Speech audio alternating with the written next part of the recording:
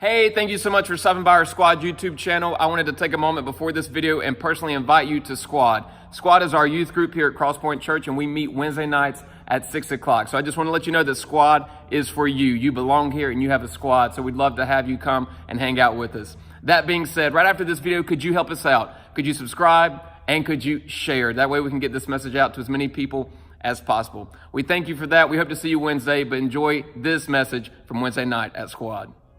Anything that's distracting us in this moment that's come up in this week, that's heavy on our hearts, each of our students' hearts, that would be removed from our minds, and we can just use the next few moments to really focus in on who you are and who we are in you, and the sacrifice and the portrayal of love that you've given to us. And God, in your mighty name, I bring down all strongholds of the devil, whether they be blue or any other color. By your grace, I know that Zion Williams will go 0 for 25 from the field. In your name we pray. Amen. Hey, on your way down to your seat, if you could high five your neighbor and say, "Go Heels." There you go.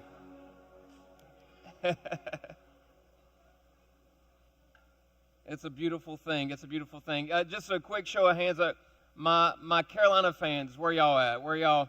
Yes, God's anointed, that's right. Duke fans, we're not going to even acknowledge that you're in the room. We're just going to keep going right through it. That's right. We know that you're good people despite your team that you may choose. But being a UNC grad, I've got to pull for them. So I've had the honor, the privilege of touching heaven on earth 3 times in my life, and that would be that I did get to attend 3 UNC Duke games. It was phenomenal. It was a great time. I enjoyed it. But that's not right now, so we're going to go ahead and pick up and continue in our series called Right the Ship. And so in this series, we are trying to see what God's plan is in our dating relationship. So that love, sex, and dating is the whole series right there. And so a quick plug for next week. Next week, we're going to have the talk, all right? We're going to have the talk. So make sure that you let your parents know that after the third service this Sunday, Josh would like to meet with all the parents right here after third service, about 12:45.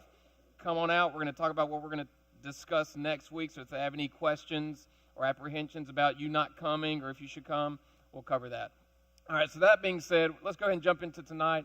A lot of great stuff to share. If you didn't get a note card, they are right there on each side of the rows. You can have a neighbor just run and go get you one and then slide them on in. And if you're feeling kind of cramped, guys, if you could just kind of spread out a little bit, maybe there's a chair beside you. That way someone has a chair to sit in. We don't want to be body couches, you know what I'm saying? We want somebody, not a body, you know what I'm saying? All right, here we go. So that being said, let's do a quick review for what we have been discussing in this series called Right the Ship. First off, is the series helping? Has the series been good for you? Is it good? Awesome. We posted something on social media this week, and you guys had a lot of great replies. I don't know how to respond back to say, hey, that was great, or we got that, but we do see it, all right? So, but if, of course, you have any questions along the way, you can message us, and we will get the best answer that we can Google back to you, or that we know, all right? So we'll get that to you, so ask away. This week, though, we're picking up in part 3, so let's do a quick review. So week 1, we took this quote from Andy Stanley, and we kind of modified it to mean this right here, and it's on each slide. It says that your best future begins in your present. Your best future begins in your present, meaning that you can have a great future beginning today. Despite what has happened, you can begin a great future right now, all right? And then week two, it took a pretty cool turn last week. So here it is on the screen not week 2, but our next formula that we had. So here's what we said in that first week. We said that the best me plus the best you equals the best us. So we said that it's going to start with me. Don't just find or go looking for the best person. Don't go find Mr. or Mrs. Right, but work on becoming the right person. All right, so that's what we said in week 1. And then the next week after that, we said that you can go from love to devour real quickly. Right? Y'all remember we had Skylar up here and Charles up here, and we were talking about their relationship, their metaphoric, very fictional maybe relationship, but we tried. I don't know how it went after that, but they were on stage last week. And so we said that you can go from love to devour real quick, and that's what Paul was talking about. And we said in that gap is probably expectations that we had going into the relationship that we never communicated. All right, so if all that seems brand new to you and you don't like remember any of it, go to our YouTube page and you can catch up on the messages there. All right. So all that being said, we're going to dive into today's content, and it's really short. It's 4 verses that we have on one screen, and it's going to be pretty, you actually can just take a picture of it, but you're probably familiar with it. And so let me set it up this way. Down the road, when you go to get married, and maybe you say, Josh, would you do our wedding? But we were in your youth group. Like, oh my gosh, that's so sweet. That's so cool. Sure. Again, further down the road, you're going to say, hey, in the wedding, could you say these Bible verses? Or maybe you've been to a wedding where this was read to you. And so I want to set it up because it's actually not about marriage. So Paul is writing a letter to this church in Corinth, and he says, and he says in this letter that, hey guys, you have all these great gifts, and all of y'all are fighting because you think one gift is better than the other, but you actually need all of those gifts. And he goes on to say that you could have the gifts all to yourself and be the best gifted person, but if you don't have this, then it's not going to do you any good. And so I wanted to pose this question to you. Now I just want you to answer to yourself. When it comes to your relationship, what do you want? Just think to yourself, don't answer out loud. What is it that I want? Why am I dating this person? What is it I'm looking for in marriage? What do I want?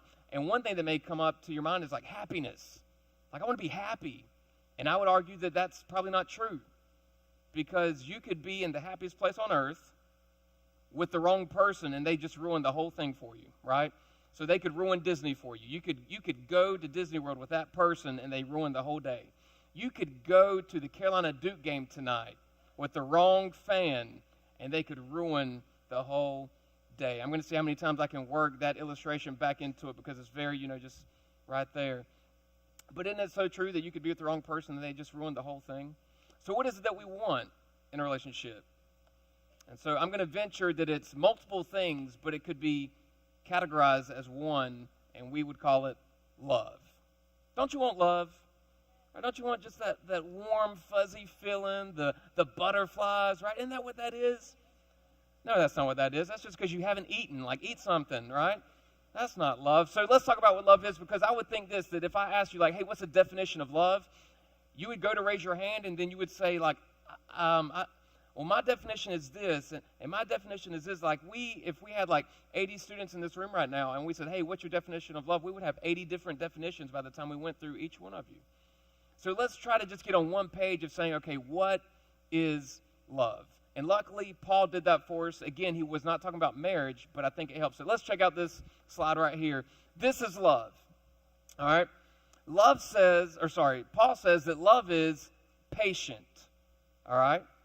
Love is kind. Love does not envy. And he goes on and on. And so while you're taking a picture, I'm going to just set something up real quick because I want to really talk about what love is, okay?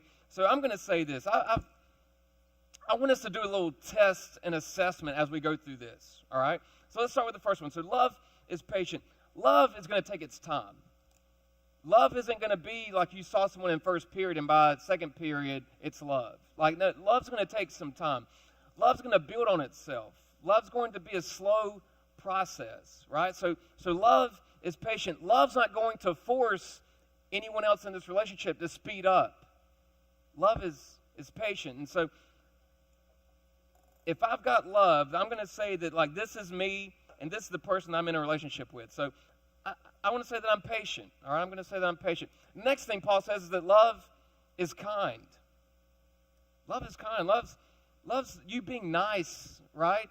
Despite what time of morning it is.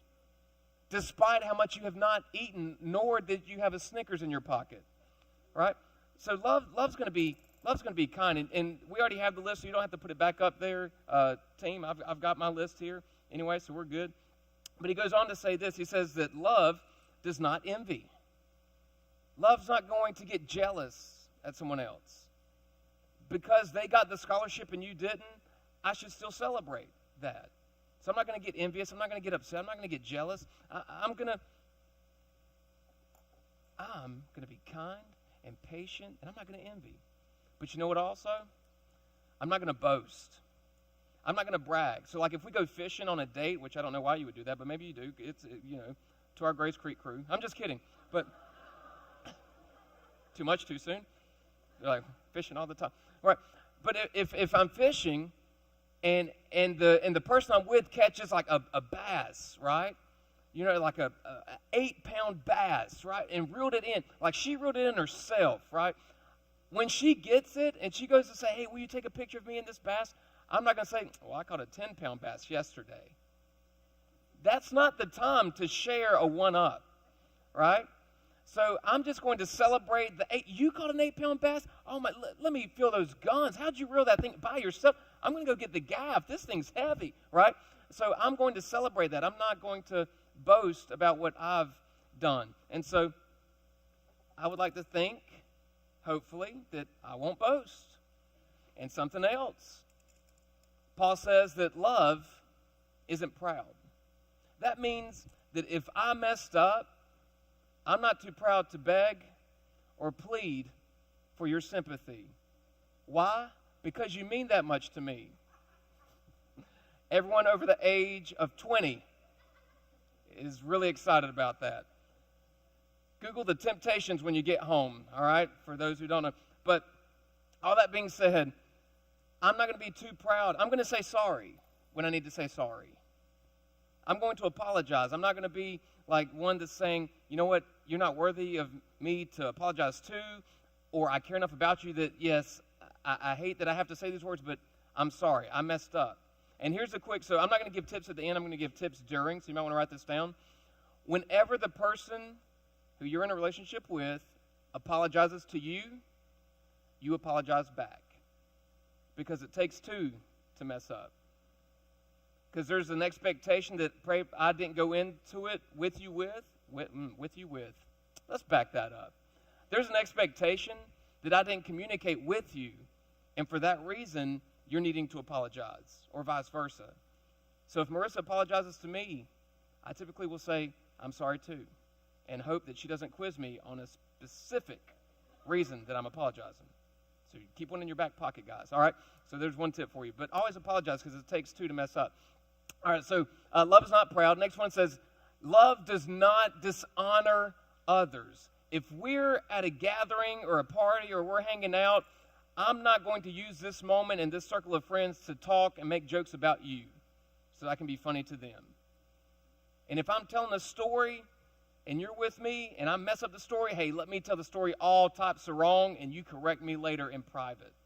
Right? I'm not going to dishonor you. I don't want anyone to think poorly of you, and I especially don't want to be the one that does that to you. So don't dishonor the person that you care about. Right? So love doesn't dishonor. He goes on and says, love is not self-seeking. Love's not in it for me. So I'm not self-seeking. I'm not going to just continue to try to get out of this relationship what I want. So tonight, when we leave here, if y'all go to hang out afterward, which is kind of late on the school night, so I doubt you would, but if you were, and the Duke game's on, come on now, don't be self-seeking. Put on a rom-com, guys, okay? You can catch the game on Sports Center later. I'm just kidding. We might need to be self-seeking for the Duke game. But other than that, you got to find reasons. I'm not going to be in this just for me. I'm trying to look out for the person that I care most about, right? So love is not self-seeking. I'm not in this for me. Next thing is love is not easily angered. Like, I'm not going to get angry quickly.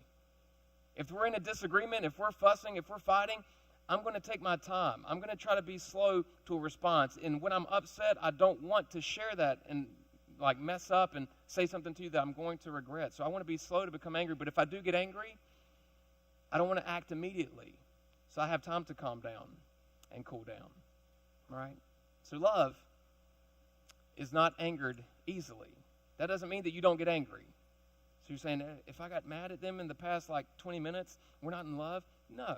You're going to be upset with the person that you love, right? Next one, it says that love keeps no record of wrongs. This is a big one, all right? This is a big one because sometimes what can happen in a relationship is that when you get upset in this moment, somehow what happened 4 months ago comes up. It's a cool thing relationships do, this like pop quiz review of when you were last upset, right? But love's not going to keep a record of, hey, you need to let me off the hook now because I let you off the hook last time. And that's not fair that you're saying that to me when just yesterday remember we argued about that. Don't keep bringing it up. If it's done and you're saying I'm forgiving you for that because I love you, then it should stay back there in the past where it belongs. Don't keep bringing it back up because obviously we're not over it. Does that mean it doesn't hurt any less? No, of course not. But if Duke wins tonight, then by the time they play next time, I'm going to forget what happened tonight and give Duke another chance to mess up, right? But in your relationship, you shouldn't hold that against the person. Don't continuously take it with you and count their mess ups and where they've not gotten it right. So he goes on. He says, so we shouldn't keep record of right and wrong. And he goes on and says, love does not delight in evil. So this means that I'm not going to put up with anything because right now that list sounds pretty terrible, right? It's like, so I should just let everything go by and I should just like take it on the chest and whatever happens, happens. No. This one's saying that love is not going to sit there and let the person I care most about indulge in things that aren't healthy for them. I'm going to do my part to say, hey, I'm not excited about you doing that, right? And then it's going to be on that person to then make their decision. But I'm not going to sit here and say that, yeah, we should participate in this activity, even though it's bad health-wise, it's bad mental health-wise, it's just bad for us as a relationship, it's bad for you personally, physically, emotionally, spiritually. That's not what love is. And goes on and kind of a follow-up from that, love rejoices with the truth. So I like truthful things. I'm not going to lie to you. And you shouldn't lie to me. That's what love does. Love's going to say, hey, I want the truth. We're going to celebrate the truth. And then love always protects. Love always protects. You know what? This is a big one. In fact, this one's, well, no, I'm going to use that other one for another one. Love protects is a big one because when you're in a relationship, I need you to realize this, that you have the biggest opportunity to cause the most harm. Because when you're in a relationship with someone and they mean a lot to you and you mean a lot to them, that means they can cause the most harm to you and you can cause the most harm to them. There's one person in this room right now that could just cut me to the core with just one look, which is a good look, right? Right? If I say the wrong thing, she'll let me know. But she can also just bring me down, like emotionally and physically, just by what she says to me. And one person has that power, and that's my wife. She's the only person that has that kind of power. When you're in that kind of relationship, that's the person that they weigh on your words. Like your words with them have so much weight. We talked about it last series, that you want to make sure that you use those to encourage and help build up. I should be in a relationship with someone who I feel comfortable with. They're not going to hurt me. And if I'm in that kind of relationship where I don't know what you might say and I don't feel like the safest around you, that's not a quality or an element of love. So love protects. So love should be that kind of guardian angel, so to speak, where it's going to protect. And Paul goes on, speeding up a little bit for time's sake. Paul goes on to say, love always trusts. Now I want to use the big one. Love always trusts. Does that mean, Josh, that I should just blindly go in and say, oh, whatever they said mattered? Like I count that as, okay, they've lied to me in the past, but I should always trust them despite that? Heck to the no, okay? That's not what that's saying. But when it is love, I should be able to trust the person that I'm with. And here's where I'm going to give you a couple more tips for dating, okay? So real quick, let's talk about the whole cheating thing. First off, how in the world you have enough money to play games is beyond me. But please know this. If you get into a relationship with someone, can we go ahead and call it quits on, now let me give you all of the requirements to date me. You need to unfollow all of these people and give them a list. Whoever you were last dating, unfriend them, remove their contact from your phone. Don't do that. Here's why. If someone you're dating wants to cheat on you, they will cheat on you. You putting an imaginary fence around them is not going to do anything else but add pressure to them. And so let me give you these two examples, okay? So first off, you're never going to be 80 years old, married to the person, and hear for the first time, you did what when we were sophomores in high school? It's not going to happen, all right? You're well aware. You're going to find out well before it gets passed down the road that it didn't work out, right? That there's a trust issue. But let me give you this example, and it's kind of a bad example because of, let me just give it to you, and it'll make sense.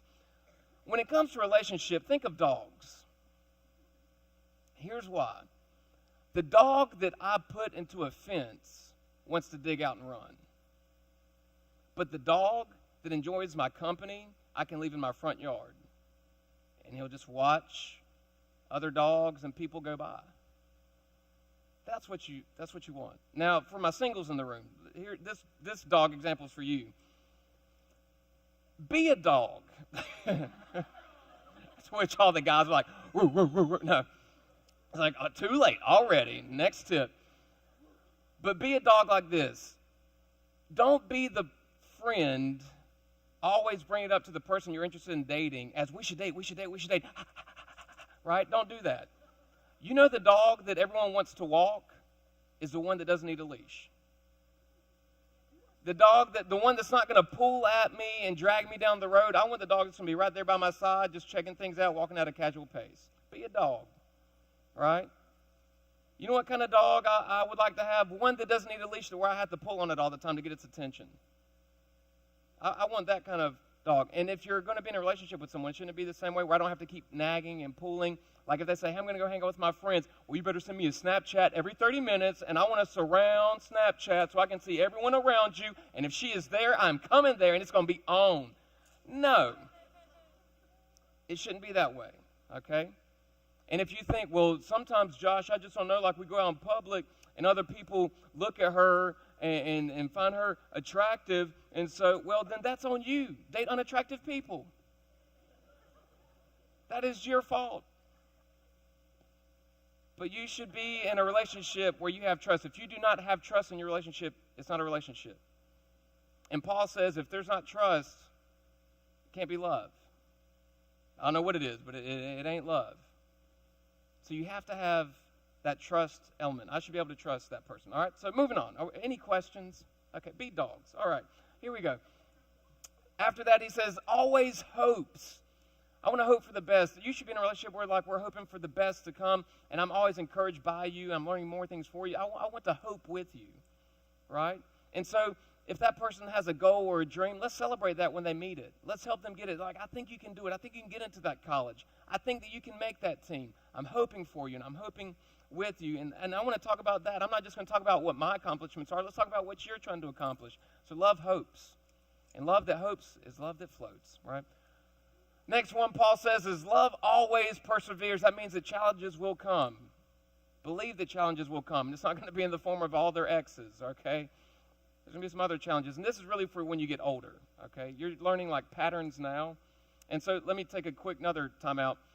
Don't base your relationship off of potential. Like when you go to like get serious and get married and stuff like that, don't base your relationship off of potential. Well, he's a great guy.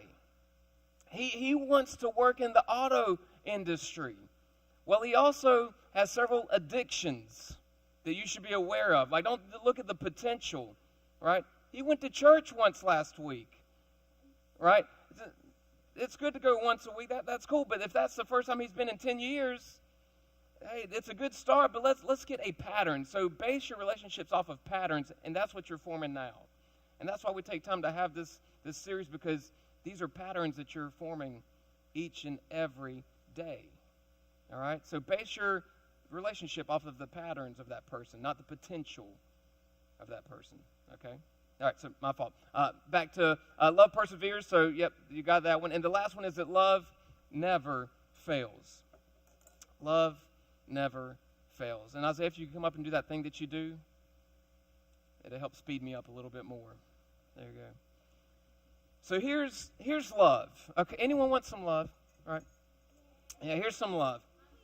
All right. I need to just sprinkle it on. It's not holy water, guys. All right. It's gonna hurt you, more than it helps, really. But there are 16 elements of love in here. That's what Paul just wrote about. 16 of these. 16 things that come together to really formulate love. A cool trick that you can do about love is to take the word love out of each of these and put your name. So Josh is patient, Josh is kind, Josh doesn't envy. So like the person that you care about, you can kind of run that through a little test to see, is that true about if I say that and I put their name in there. But there's 16 things that form love. And here's what the issue is that sometimes in your relationship, you feel this way, like, I have all these things. But this bum of a person that I'm dating is empty, right? And you feel like you don't complete me, is what it's starting to come down to. But how many people know that if there's something that I want, I first have to give it? And it's very practical. Let me give it to you on a very practical level. If I want a shoe compliment, I should start by giving a shoe compliment, right? If I want an eyebrow compliment, your brow's on fleek, right? I need to start with a compliment. So if I want it, I have to give it.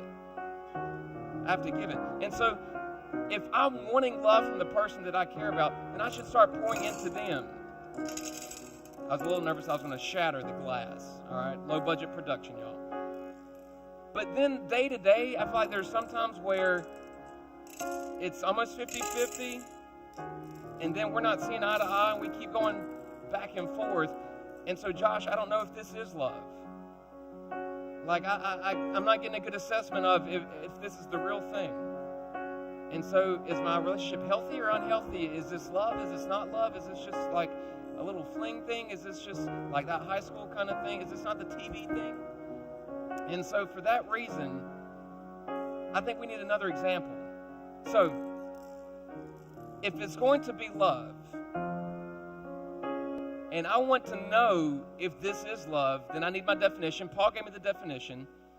So if I'm going to show it, I need to first know it. And I would argue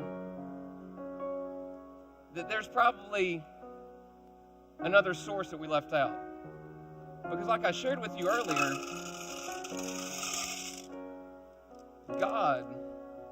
Paul, when he wrote this, he wasn't talking about a romantic kind of love. He was saying that, hey, when it comes to your church and how you're treating people and how you're trying to utilize these gifts, you need to use it with love. And here's what love is. So first, if I'm going to show you what love is, I have to know what love is. But I wanted you to, and you might want to write this down, love is not a feeling. Love is an action. Love is very hard to write about because it's me trying to portray an actionable picture. A picture in motion. Because love, these are verbs, not just characteristics. This is me doing something and showing something. So how do I know what love is? Because it's been shown to me. And whereas each of these marbles is different color, different size, some are clear, some are not, it's not very consistent. But God's love, what if I took, instead of putting my name in love for those verses, what if I put God there? God is patient. God is kind. God does not envy. And I run through the whole list, and all of a sudden, it looks very clear to me that God's love is consistent and constant. So the reason that I can give love to someone who I care about in a dating relationship or just friends and family is because I have an example of what love is. Because God's love is consistent and it's constant. And so when it comes to your relationship, it's not just a matter of looking to this person who you're in a relationship with and saying, you need to pour into me, like I'm not feeling this love. Because what you need to do is go to the source of love and say, God, can you show me what love is? And what God would say is that absolutely I can. And God will keep it all coming until finally it's all pouring out everywhere. Now when I'm filled with love, I have more love to pour out to the person that I'm trying to get love from. And now we have a cycle of love, because if I want to get it, I have to give it. To know what I'm giving, I have to know it. To know it, I have to have been shown it. And God already showed you his love. And maybe that you're hearing this for the first time and you never knew. I don't know where you're coming at, but you're loved. Despite what your week said, despite what your parents said, despite whatever that person said at school today or whatever social media said, you're loved. And God doesn't just say that you're loved. That's the cool thing. Like people say, I love you, and then they do something different that doesn't feel like love. But over 2,000 years ago, God sent his son for you to put love into action. Because he said they can't be a part of me, that we can't be in a relationship because of all the things that they'll want to do, these desires that they'll have, and they will act on them. This sin is going to separate us. What can I do? And so he sent his son in the world for you so that you could know love, sacrifice. And that's John 3:16, if you've never heard it before. For God so loved the world that he gave his son for you. And if you believe in him, you won't perish. And the cool thing is, and we're for real going to wrap up, is that so many times in a relationship, you'll re-give some things. You know how we do.